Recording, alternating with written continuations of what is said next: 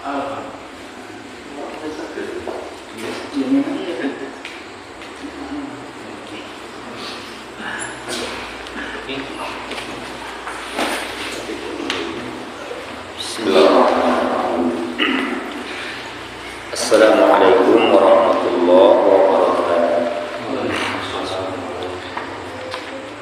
Innal hamdalillah nahmaduhu wa nasta'inuhu wa nastaghfiruh wa na'udzu billahi min shururi anfusina wa min sayyiati a'malina. May yahdihillahu fala mudilla lahu wa may yudlil fala hadiya lahu. وأشهد أن لا إله إلا الله وحده لا شريك له وأشهد أن محمدا عبده ورسوله يا أيها الذين آمنوا اتقوا الله حق تقاته ولا تموتن إلا وأنتم مسلمون يا أيها الناس اتقوا ربكم الذي خلقكم من نفس واحدة وخلق منها زوجها وبث منهما رجالا كثيرا ونساء واتقوا الله الذي تساءلون به والأرحام إن الله كان عليكم رقيبا يا أيها الذين آمنوا اتقوا الله وقولوا قولا سديدا يصلح لكم أعمالكم ويغفر لكم ذنوبكم ومن يطع الله ورسوله فقد فاز فوزا عظيما أما بعد إخواني في الدين وأخواتي في الله رحمني ورحمكم الله. Alhamdulillah, kembali kita memuji Allah Subhanahu wa taala atas dasar nikmat yang telah diberikan Allah kepada kita, sehingga pada kesempatan ini kita masih diberikan Allah kesempatan untuk sama-sama hadir di majelis yang berbahagia ini untuk melanjutkan kajian rutin kita yang kita gunakan untuk mendekatkan diri kepada Allah Subhanahu wa taala. Di antara ibadah yang kita lakukan untuk mendekatkan diri kepada Allah yaitu dengan hadirnya kita di majelis ilmu dengan mengharapkan keridhaan Allah Jalla Jalaluhu. Barang siapa yang keluar dari rumahnya, kemudian keluarnya tersebut dalam rangka menuntut ilmu syar'i, maka Allah akan mudahkan jalannya menuju surga dengan ilmu tersebut. Ini merupakan satu kemudahan yang telah diberikan Allah kepada kita, sehingga kajian rutin itu bisa kita lakukan dengan terus-menerus. Adapun kajian kita pada kesempatan ini yaitu berkaitan dengan tauhid. Yang mana kitab tauhid atau kitab Al-Ushul Tsalatsah ini penulis menyebutkan wa a'dhamu ma amara Allah bihi at-tauhid. Perkara yang paling besar yang diberitakan Allah Subhanahu wa taala terhadap hamba-Nya itu adalah tauhid. Jadi pertama kali diciptakannya makhluk itu karena kalimat tauhid. Pertama sekali Allah ciptakan dunia, langit, itu semuanya karena tauhid. Oleh karena itu, ya, para ulama menegaskan bahwasanya perintah Allah yang paling besar terhadap hamba-Nya yaitu untuk mentauhidkan Allah Subhanahu wa taala. Jadi maksud tauhid di sini adalah wa ifradullahi bil ibadati, yaitu menunggalkan Allah Subhanahu wa taala atau mengesahkan Allah Subhanahu wa taala di dalam setiap ibadah yang dilakukan oleh hamba. At-tauhid itu kalau kita lihat secara etimologi bahasa kata orang, itu kata masdar istilahnya. Masdar itu adalah sumber kata, ya. Diambil dari kata wahada yuwahidu tauhidan. Wahada yuwahidu tauhidan ay ja'ala syai'a wahidan wa hadha yatahaqqaqu illa binafyi wa itsbat. Jadi kata pensyarah yaitu Syekh Muhammad bin Shalih Al-Utsaimin rahimahullah taala, arti dari kata wahada yuwahidu itu adalah seseorang menjadikan sesuatu itu menjadi tunggal, ya. Dalam hal menunggalkan sesuatu ini itu tidak akan terwujud, melainkan adanya penafian, peniadaan terhadap yang lain dan penetapan terhadap sesuatu. Jadi kalau ada yang ditunggalkan, ada yang diesakan, berarti ada yang ditiadakan. Artinya seperti itu. Bukan hanya semata-mata kalau kita mengatakan saya mentauhidkan Allah, lantas tidak ada yang kita tiadakan begitu. Jadi kalau kita katakan saya mentauhidkan, menunggalkan Allah atau mengesahkan Allah, berarti ada sesuatu yang saya nafikan, ada sesuatu yang saya tiadakan, ya. Jadi segala sesuatu selain Allah itu saya tiadakan. Logikanya begitu. Nafyul hukmi amma siwal muwahhid wa isbatuhu lahu. Famathalan naqulu innahu la yatimmu lil insani tauhidan hatta yashhada an la ilaha illallah wa yanfil uluhiyyah amma siwallahi ta'ala wa yusbituha lillahi wahdahu.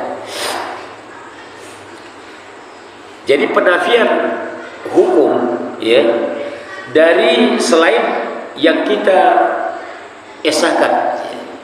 Jadi kita nafikan segala keputusan. Hukum itu kan keputusannya. Kita nafikan segala sesuatunya dari selain yang kita tunggalkan, lalu kita tetapkan baginya hukum tersebut, ya.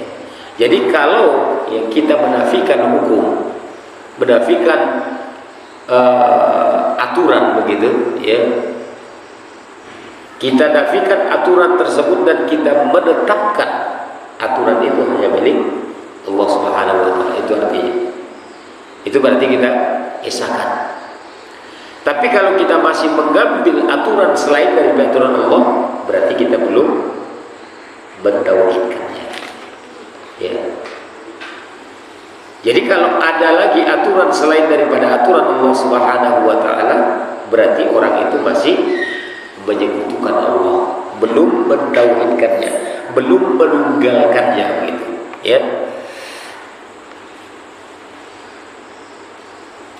Contohnya kita misalnya ucapkan seperti ini katanya, bahwasanya seseorang tersebut tidak akan sempurna tauhidnya sampai dia, ya, sampai dia bersaksi bahwasanya tidak ada ilah, tidak ada yang membuat hukum, tidak ada sang pencipta, gitu ya, tidak ada lagi yang berhak untuk ditaati illallah, melainkan Allah. Di contohnya ini, ya, seseorang itu tidak akan sempurna tauhidnya sebelum dia meniadakan, nah itu ya, meniadakan aturan, meniadakan pembuat aturan, ya, dan menetapkan hanya Allah yang memiliki aturan dan yang membuat aturan. Baru dikatakan seseorang tersebut bertauhid, begitu. Fayanfil uluhiyah amma siwallah, lantas hakikatnya orang tersebut menafikan uluhiyah, menafikan peribadatannya kepada selain Allah. Jadi selain Allah itu tidak akan dia taati, tidak akan dia sembah, tidak akan dia ikuti, begitu. Itu baru orang yang mentauhidkan Allah. Tapi kalau masih saja dia masih mengikuti, ya, selain Allah itu, atau ada orang yang membuat aturan misalnya dia masih ikuti itu, aturan yang menyelisih aturan Allah maksudnya, ya. Jangan pula nanti kita ada aturan di sekolah, ya, oh ini kata Ustaz itu nggak boleh diikuti, ini buatan manusia, nah ini keliru. Selama aturan yang dibuat di satu lembaga pendidikan itu tidak menyelisih aturan Allah, maka itu wajib ditaati. Sama dengan misalnya pemerintah membuat aturan berlalu lintas misalnya, ya, itu kan tidak ada aturannya dalam agama, itu wajib ditaati karena itu semuanya kemaslahatan, tidak bertentangan dengan aturan dia taat terhadap aturan yang tidak bertentangan dengan aturan Allah itu, maka dia orang yang mentauhidkan.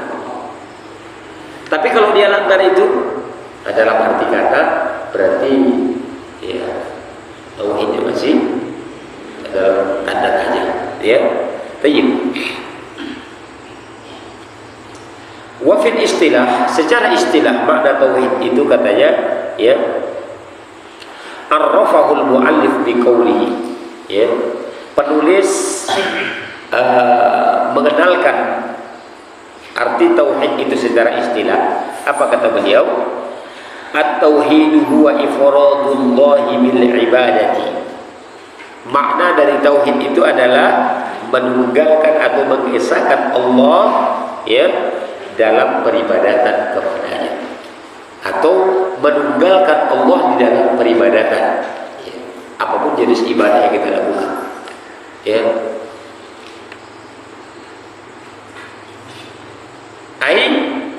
Atau katanya at-ta'budallah wahdahu la tusyriku bihi syai'an atau wa la tusyrika bihi syai'an.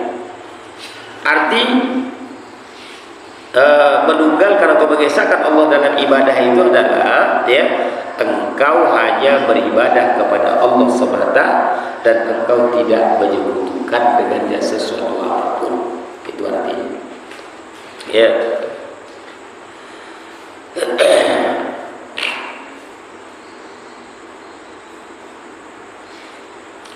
La tusyriku bihi nabiyyan wala mursalan. Tidak engkau sekutukan Allah Subhanahu wa taala dengan seorang nabi sekalipun atau dengan malaikat yang senantiasa mendekatkan diri kepada Allah. Jadi artinya, ya, kita beribadah hanya kepada Allah semata dan tidak menyekutukan Allah dengan sesuatu apapun, ya, walaupun dengan seorang nabi yang diutus Allah ataupun dengan seorang malaikat yang senantiasa mendekatkan diri kepada Allah. Wala ra'isan wala malakan wala ahadan minal khalqi. Tidak boleh juga, ya, kita sekutukan Allah dengan pemimpin misalnya, enggak boleh. Atau dengan raja misalnya, enggak boleh, ya. Atau dengan seseorang dari antara makhluk, antara manusia ini, atau dari bangsa jin, enggak boleh, ya. Jadi ketika kita setarakan saja kedudukan Allah, ya, dengan makhluk tersebut, maka kita menyekutukan Allah Subhanahu wa taala. Ada orang menyetarakannya, ada, ya, banyak. Dia berdoa tidak yakin dengan doanya diterima Allah, akhirnya dia menyerahkan doanya kepada makhluk, ya, menyetarakan Allah dengan makhluk. Walaupun hakikatnya dia mengatakan dia menjadikan makhluk itu hanya sekedar seperti perantara saja. Tak ubahnya ada orang yang meminta kepada Nabi yang sudah tiada, Nabi yang sudah meninggal dunia, datang ke makamnya, dia meminta kepada Nabi karena dianggap Nabi itu adalah orang saleh, bahkan maksum, tidak terbebani dosa, bahkan dosanya sudah diampuni Allah misalnya. Itu karena ketidakpercayaan dirinya. Sama dengan orang penyembah setan misalnya, ya. Penyembah setan itu jenisnya banyak, bukan datang di kepada pohon yang menyembah, enggak. Masang sesajen di mana saja pun itu penyembah setan, ya. Itu penyembah setan. Karena dia apa? Karena dia merasa ciut dan merasa tidak percaya diri. Dia khawatir diganggu oleh setan itu, lalu dia berikan apa yang diinginkan oleh setan-setan itu. Di sini letaknya, ya. Makanya ada namanya syirik takut, ya, syirik cinta, syirik harap, dan lain sebagainya. Ya, syirik di dalam cinta dulu pernah juga kita bahas itu, ya. Bal tufarriduhu wahdahu bil ibadati mahabbatan wa ta'ziman wa rughbatan wa ruhbatan. Wa muradu Syekh, ya, rahimahullah at-tauhidul ladzi bu'itsatir rusulu litahqiqihi li'annahu alladzi hasala bihi al-ikhlal min aqwamihim, ya. Akan tetapi kita perlu menunggalkan Allah Subhanahu wa taala di dalam setiap ibadah dengan rasa cinta. agar tidak ada kesyirikan di dalam rasa cinta kita. Ya. Kita mencintai Allah sama dengan mencintai makhluk, posisinya berarti kita menyekutukan Allah, itu maksudnya. Ya. Tidak boleh rasa cinta kita melebihi rasa cinta kepada Allah Subhanahu wa taala jika cinta itu kepada makhluk. Ya. Hatta kepada anak sendiri, kepada istri sendiri, kepada harta kita tidak boleh melebihi rasa cinta kita kepada Allah Subhanahu wa taala. Tidak boleh rasa cinta kita kepada makhluk itu melebihi cinta kita kepada Allah. Jangankan ya berlebih, itu sudah jelas. Setara saja pun rasa cinta kita sudah menyekutukan Allah Subhanahu wa taala.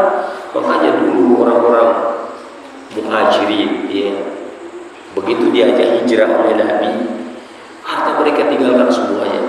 Mereka kan orang kaya itu, ya, banyak orang kaya, punya harta, punya ladang, ya, punya rumah.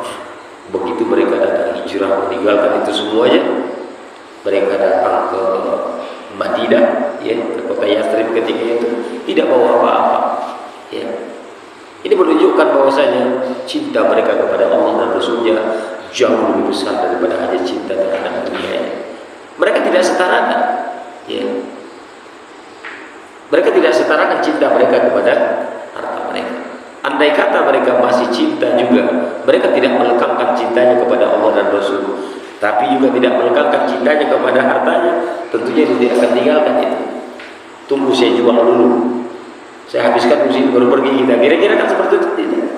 Tapi mereka tinggalkan, mereka sudah tidak peduli dengan itu semuanya. Itu menunjukkan rasa cinta mereka kepada Allah jauh lebih besar daripada cinta mereka kepada makhluk.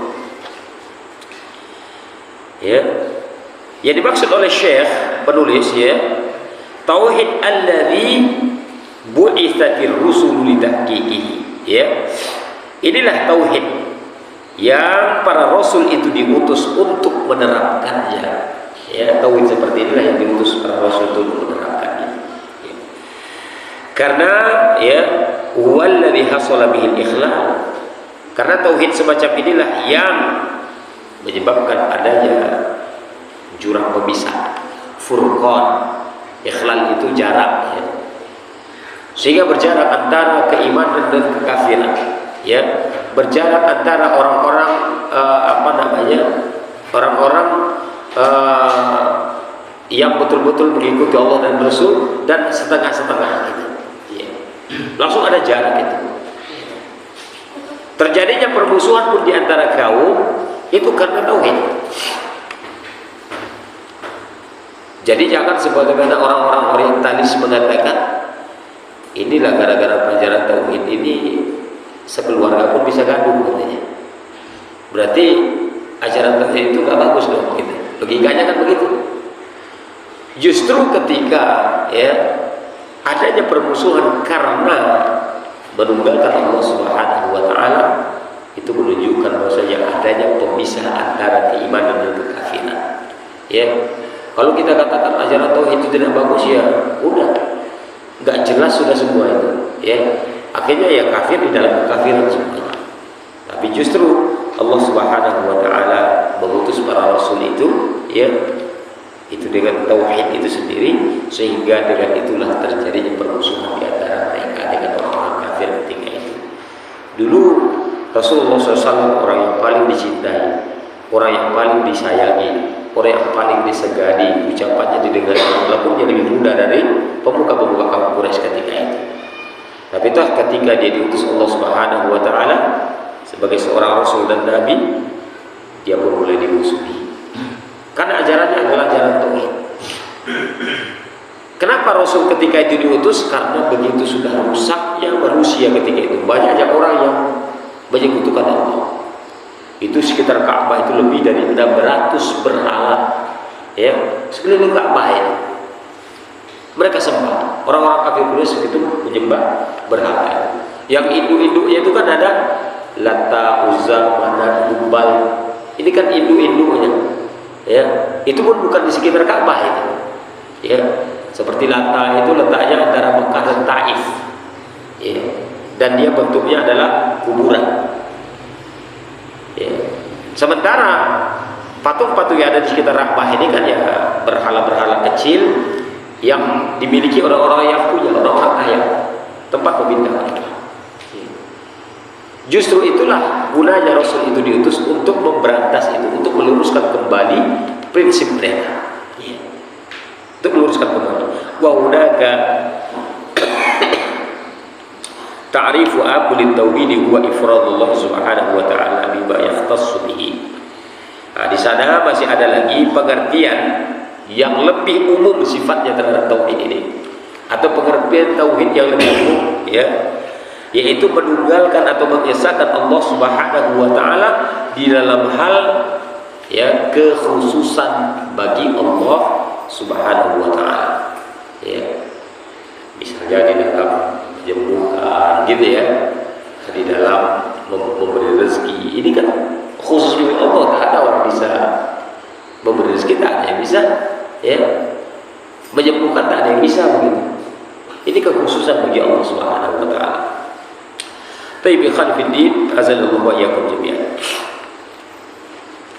Oleh karena itu muncullah para ulama membagi tauhid itu menjadi 3. Wa anwa'ut tauhid salasatun, ya.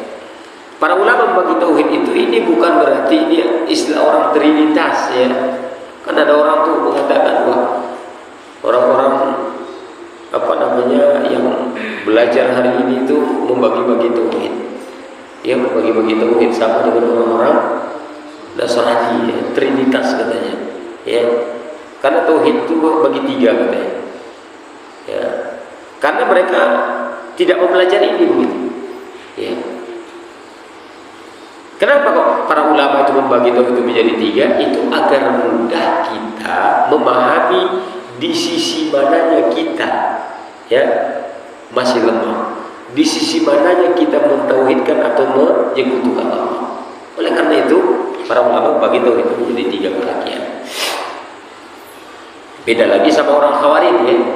Mereka membagi tauhid itu menjadi 4 bagian. Nah, ini lebih aneh lagi ya. Nah, tauhid rububiyah, tauhid uluhiyah, tauhid asma dan sifat, kemudian tauhid hakimiyah katanya. Ini orang-orang Khawarij ini, ya. Kalau Ahlussunnah wal Jamaah itu, ya, pemahaman sesuai dengan pemahaman para sahabat, bukan demikian. Tauhid itu terbagi 3. Para ulama bisa menyimpulkan tauhid terbagi 3 itu setelah riset, ya, setelah penelitian panjang dari berbagai dalil. Jadi ini sebenarnya istimbat atau kesimpulan dari dalil-dalil yang mereka teliti. Ya. Yang pertama tauhid yang dibagi oleh para ulama itu tauhid rububiyah. Ini sudah biasa kita kenal ya. Ya. Tauhid rububiyah itu adalah ifradullah subhanahu wa ta'ala bil khalqi wal mulki wa tadbir. Ya. Tauhid rububiyah itu adalah mengesahkan Allah Subhanahu wa ta'ala bil khalqi, dengan ciptaan. Ya. Jadi tidak ada yang bisa menciptakan selain Allah Subhanahu wa ta'ala. Apapun yang diciptakan manusia atau makhluk hari ini yang menciptakan itu adalah ciptaan Allah Subhanahu wa ta'ala. Ya. Itu semuanya ciptaan Allah. Makhluk itu bisanya merakit, menciptakan nggak bisa. Kalau merakit bisa. Ya. Enggak, mobil itu orang Jepang yang membuat katanya misalnya. Iya. Yang merakitnya orang Jepang. Tapi ciptakan besinya itu Allah Subhanahu wa ta'ala. Mana ada orang bisa buat besi? Enggak ada. Ya. Apapun yang diciptakan oleh manusia itu ciptaan Allah Subhanahu wa ta'ala. Karena materialnya itu Allah yang punya, Allah yang ciptakan. Manusia yang rakit saja, merakit ya atas izin Allah Subhanahu wa ta'ala. Jadi mengesahkan Allah Subhanahu wa ta'ala dengan segala bentuk ciptaan, kemudian penguasaan. Ya, penguasaan Allah yang menguasai segalanya, Allah yang merajai segalanya. Jadi andai kata ada batang pohon sudah usia 2000 tahun sekalipun di belakang rumah Anda, itu yang menguasai Allah. Ya. Jangan pula kita katakan oh ini yang menguasai, ini jin itu gitu ya. Enggak ada. Yang menguasai itu adalah Allah Subhanahu wa ta'ala. Laut yang begitu luas, siapa yang menguasai? Allah Subhanahu wa ta'ala. Ya. Makanya ketika kita ingin berlayar sekalipun kita harus baca doa kan gitu ya. Semuanya, ketika kita mau berkendaraan di darat, kita baca doa. Itu menunjukkan bahwasanya kita tahu yang berkuasa itu adalah Allah Subhanahu wa Ta'ala. Ya. Jadi kita harus menunggalkan itu. Makanya kalau ada orang yang takut dengan batang pohon yang tadi bisa usia 20 tahun, dia menganggap ada yang berkuasa di pohon. Ini berarti dia menyekutukan ini, ya kan? Ya, justru karena dia menyekutukan hal itu, mulailah dia dibayar dengan rasa takut yang bersangkutan, akhirnya dia memberikan sesuatu apa yang diinginkan oleh yang dianggapnya penjaga batang pohon itu. Ya, seperti itu. Kemudian mengesahkan Allah Subhanahu wa Ta'ala dalam at-tadbir, yaitu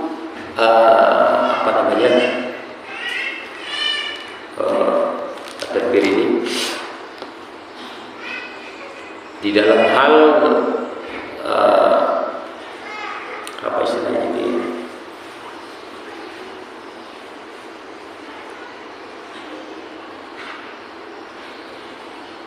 segala bentuk perbuatan, ya, itu tadbir. Ya, segala hal yang dilakukan Allah Subhanahu wa Ta'ala. Ya. Kalau dia misalnya mengendalikan angin gitu, ya, menurunkan hujan, ini adalah tadbir di dalam kendalinya Allah Subhanahu wa Ta'ala. Jadi ketika orang menganggap ada yang bisa menurunkan hujan, ya, ada yang bisa mengendalikan angin, ini kan berarti kan dia menyekutukan Allah dalam rububiyah Allah Subhanahu wa Ta'ala. Itu adalah milik Allah Subhanahu wa Ta'ala. Itu adalah hak Allah.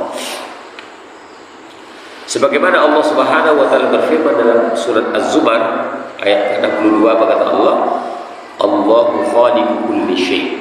Allah lah yang menciptakan segala sesuatu yang ada, ya. Berarti kalau makhluk itu menciptakan sesuatu, bukan makhluk itu menciptakan, itu hanya merakit sebenarnya, ya, merakit sesuatu betul. Tapi yang menciptakan itu adalah Allah Subhanahu wa Ta'ala. Ya, sehebat apapun kita, sejenius apapun otak kita tidak akan mampu melakukan melainkan dengan izin Allah Subhanahu wa Ta'ala. Tidak akan bisa kita menciptakan sesuatu melainkan dengan izin Allah. Ya. Wa qala ta'ala, Allah juga berfirman dalam surat Fatir ayat ketiga, hal min khaliqin ghairullah yarzuqukum minas sama'i wal ardi la ilaha illa huwa. Ya. Tidak ada yang menciptakan selain daripada Allah. Dialah yang telah memberi rezeki kepada kalian dari langit, ya, dan dari bumi. Tidak ada ilah yang berhak disembah melainkan Dia. Ya. Jadi kalau sudah kita akui bahwa Allah Subhanahu wa Ta'ala yang menciptakan, berarti di dalam hal itu tersirat, ya, pengakuan kita bahwasanya hanya Allah lah yang berhak untuk kita ibadahi. Hanya Allah lah yang berhak untuk kita taati. Kan begitu, ya? Ya. Orang yang memberikan sesuatu kepada kita, pasti kita akan taat kepadanya. Allah yang memberikan rezeki kepada kita, Allah yang menciptakan segala sesuatu yang ada di sekitar kita. Berarti kalau sudah kita memahami itu, berarti kita, ya, di dalam keyakinan itu juga harus menyerahkan peribadatan kita hanya kepada Allah. Harus mentaati apa yang dikatakan Allah Subhanahu wa Ta'ala, apa diperintahkan kepada kita. Ya. Tabarakalladzi biyadihil mulku wa huwa ala kulli syai'in qadir. Surah Al-Mulk ya, 1. Maha suci Allah yang di tangannya lah segala kerajaan, dan Dia Maha mampu atas segala sesuatu. Jadi Allah memiliki kerajaan, ya. La ilaha ala lahul khalqu wal amru tabarakallahu rabbul alamin. Ya. Ketahuilah hanya milik Allah lah hal ciptaan dan perintah, ya. Maha suci Allah Rabb semesta alam. Ini dalam surat Al-A'raf ayat 54. Jadi ketika kita mengesahkan Allah Subhanahu wa Ta'ala di dalam hal ciptaan, ya, di dalam hal kerajaan dan segala bentuk perbuatan Allah Subhanahu wa Ta'ala, maka di sinilah letaknya perlunya kita taat, perlunya kita tunduk terhadap aturan-aturan Allah Subhanahu wa Ta'ala. Itu adalah di tauhid yang kedua. Ya. Yang kedua itu adalah tauhid uluhiyah. Kenapa dikatakan tauhid uluhiyah? Karena al-uluhiyah itu adalah ubudiyah. Ya. Ubudiyah itu kan diambil dari kata abada ya'budu ibadatan. Ya. Abada ya'budu ibadatan. Berarti ada penyembahan. Ya. Ketika kita sudah mengakui Allah yang menciptakan, Allah yang merajai, Allah yang mengatur segalanya, maka kita wajib untuk beribadah hanya kepadanya, harus taat kepadanya. Karena arti uluhiyah di sini adalah ifradullah subhanahu wa ta'ala bil ibadati bi an la yattakhidal insanu ma'allahi ahadan ya'buduhu wa yataqarrabu ilaihi kama ya'budu Allah ta'ala wa yataqarrabu ilaihi. Arti uluhiyah tersebut adalah mengesahkan Allah Subhanahu wa ta'ala dengan peribadatannya, ya. Bi alla yattakhid insan, agar seseorang tersebut tidak menjadikan Allah, gitu ya, atau tidak menjadikan bersama Allah Subhanahu wa ta'ala sesuatu apapun di dalam ibadahnya. Jadi ketika dia menyembah Allah, tidak boleh pula dia, ya, menjadikan sesuatu untuk dia sembah, walaupun itu sebagai perantara, nggak boleh. Ya. Makanya dikatakan di situ dalam ayat ada dia, wa ma na'buduhum illa liyuqarribuna ila Allahi zulfa. Kami tidak menyembah mereka melainkan hanya untuk mendekatkan diri kami kepada Allah dengan sedekat-dekatnya. Itu alasan mereka. Mereka mengatakan, ya, mereka tidak meminta kepada makhluk. Hanya saja mereka kami jadikan untuk perantara kami kepada Allah. Ya. Ini.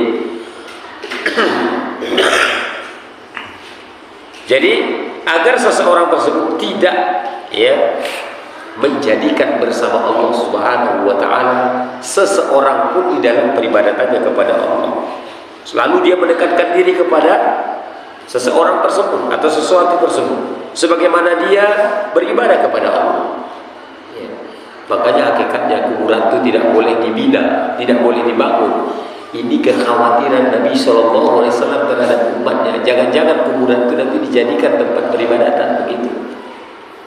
Ya, sesuatu yang disembah di samping dia menyembah Allah itu dikhawatirkan. Ya. Oleh karena itu, apa kata Nabi? La tattakhidhu qabri masjidan. Jangan jadikan kuburanku, ya, sebagai tempat sujud, sebagai tempat beribadah. Makanya di dalam aturan agama Islam itu, ya, membangun kuburan itu diharamkan. Ya. Bukan masalah banyak duit, bukan. Ya, ya, saya banyak duit bangku saya gitu, biar tenang, ya, orang tua kami di alam baka. Malah nggak tenang, ya, malah nggak tenang. Itu membuat susah. Berpahala tidak, manfaatnya nggak ada gitu. Alangkah baiknya duit yang tadi bisa dibangunkan, misalnya mungkin 2 juta, 3 juta begitu, disedekahkan ke anak yatim, niatkan untuk mereka biar ngalir pahalanya, itu jauh lebih afdal. Ya. Nah, nanti hilang kuburannya. Kuburan itu bukan untuk diabadikan. Ya. Kuburan itu bukan untuk diabadikan. Andai kata semua orang sejak zaman Adam dulu sampai hari ini semua kuburan diabadikan, mungkin bumi ini sudah penuh kuburan. Ya, sudah penuh kuburan. Ya, nggak boleh ini, nggak boleh disentuh, nggak boleh sentuh. Ya, habis sudah. Tidak ada lagi tempat orang hidup di atas kuburan sudah. Ya. Tidak ada gunanya diabadikan. Ya. Bukan berarti kita tidak sayang dengan orang-orang tua kita yang lebih dahulu daripada kita. Justru sayangnya kita itu mendoakan mereka agar mereka selamat. Bukan malah kita abadikan, kita puja-puja. Nanti datang generasi setelah kita datang ke kuburan atoknya, kuburan kakeknya, ya, lama-lama menjadi nyaman di situ. Udah dijadikanlah nanti tempat beribadah. Ini dikhawatirkan. Jangan dianggap pula wah mereka rupanya tidak cinta sama orang tua mereka sehingga dibiarkan kuburannya hilang begitu saja. Ya. Justru ketika kita cinta kepada orang-orang tua kita yang lebih dulu daripada kita cukup mendoakan mereka. Mendoakan bukan harus di kuburan. Ya, dari rumah bisa, dari masjid bisa, dari manapun, dari sedang berkendaraan kita bisa mendoakan mereka. Ya. Tidak harus datang ke kuburan. Wah, ziarahnya kapan kami ziarah? Ziarah tidak harus ke kuburan saudara. Tidak harus ke kuburan orang tua, tidak harus ke kuburan anak kita, istri kita, suami kita, tidak. Ziarah itu sifatnya umum. Silakan ziarahi setiap kuburan. Bahkan kuburan orang kafir pun boleh kita ziarahi. Bahkan mungkin lebih dahsyat lagi peringatannya jika kita ziarah kepada kuburan orang kafir. Andai kata kita membayangkan bagaimana pedihnya mereka dalam kubur, ya, mungkin itu lebih dahsyat lagi peringatan bagi kita. Dibandingkan hanya sekedar kita ziarah tanpa memikirkan sesuatu tentang azab kubur begitu. Makanya dalam hadis itu sendiri pun disebutkan oleh Rasulullah SAW, ya, kuntu nahaitukum az-ziyaratil kubur. Aku dulu pernah melarang kalian untuk ziarah kubur. Ala fazuruha fa innaha tuzakkirukumul maut. Tapi sekarang silakanlah kalian ziarahi, kata Nabi. Ya. Karena sesungguhnya ziarah itu bisa mengingatkan kalian kepada kematian. Kan gunanya itu. Bukan agar kita mengenang masa lalu, ya. Orang tua kita, aduh, tambah sedih. Akhirnya meratap lagi dia. Ya. Tiap datang ke kuburan, ingat bagaimana kenangan-kenangan dulu. Iya, tambah sedih. Justru itu yang membuat kita itu, ya, salah dalam meletakkan cintanya, dan kita cinta kepadanya tapi dalam keadaan yang salah. Akhirnya kita menyekutukan Allah Subhanahu wa taala. Itu dikhawatirkan oleh Nabi, makanya dilarang membangun kuburan, itu dilarang. Cobalah pergi ke kuburan Baqi itu, ya. Di kuburan Baqi itu nggak tahu kita ini kuburan siapa, itu nggak tahu kita, orang nggak ada namanya, ya. Para ulama pun ada menyebutkan itu dimakruhkan menulis-tulis di atas kuburan, dimakruhkan. Ya, ada sebagian pendapat juga melainkan itu kuburan orang-orang ternama seperti ulama-ulama tersohor, biar tidak keliru misalnya. Dan itu pun tujuannya bukan apa-apa, bukan untuk diabadikan. Misalnya seperti kuburan Imam Bukhari di Bukhara sana, daerah Rusia sana misalnya. Ya, tujuannya nggak ada juga gitu. Ya. Cukup mendoakan beliau, membaca karya-karyanya, itu sudah cukup memuaskan dirinya di sisi Allah Subhanahu wa taala. Seperti itu. Kemudian yang ketiga itu tauhid asma dan sifat, ya, di sini. Wa huwa, ya, tauhid asma dan sifat itu adalah ifradullah Subhanahu wa taala bima sabba bihi nafsah wa wasafa bihi nafsah fi kitabih.